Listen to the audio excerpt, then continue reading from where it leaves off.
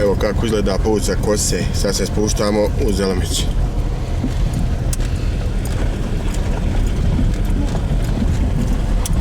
Put nije nešto baš dobar, ali nije ni loš. Uglavnom zadovoljavajući.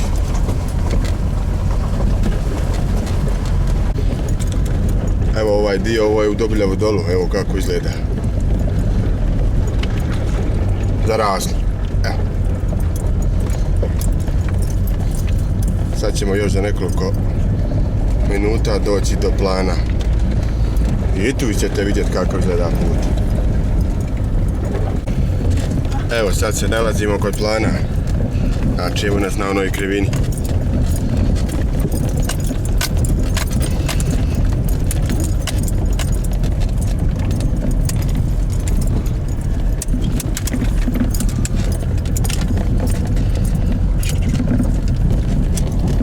Evo kako to sve danas izgleda, Dobiljev dol.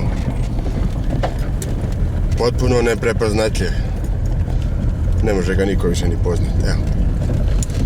Ovakvo stanje za par godina nikako neće moći se ni raspoznati šta je.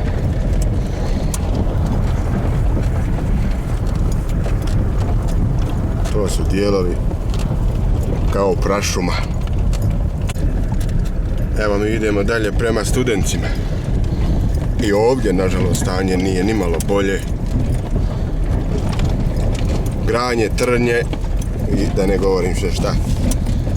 Ali eto, nadamo se da ćemo se uspjeti probiti do naše kući. Ovo selo što rekoše, ne zna se kad je ni nastalo. Ja prosto da vam kažem, ne znam. Znam da je 3 puta gorjelo, ali eto, možda će biti sudbina da još jednom izgori. Ko zna to sve. Evo nas ovdje u Studencima. Da ne izlazim iz auta, ali šta vidjeti? Vrela ni nema također. Idemo dalje prema Jašovićima kućama.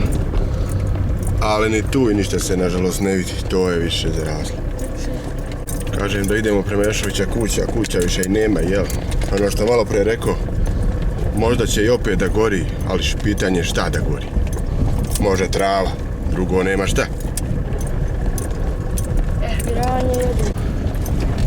Ovdje je bila kuća Čavnara Medlješanovića, vidite, nema to više, ne. Tamo je dalje bila Ademova, isto tako. Ne postoji više ništa, niti se vidi. Idemo dalje mi prema Hasanovoj kući. Evo nas i ovdje kod Hasanove kuće, vidite, nema ništa. Nema, pa nema. Ovdje se je prije par godina vidjelo bar ono korito, zaostalo više nema ni toga. Svaka godina sve je gore i gore. Ovo ovdje što vidite, bila stara kuća Hadžije Rahmetli. Jednog mog zaista najvećeg prijatelja, starog čovjeka, sam se sa njim mnogo družio i tako da mi ponekad dođe i teško. I danas se družim sa njegovom djecom, ali eto, evo vidite, to je ta.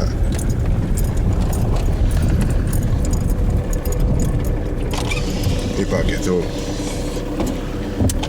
Ne mogu da kažem i da ne spomenem, Allah rahmetli kad mi je dao jedan orak, kaže, sjeti se bar meni, eto. Nisam mogao ni tako da ne zaplačem, tako. Idemo dalje.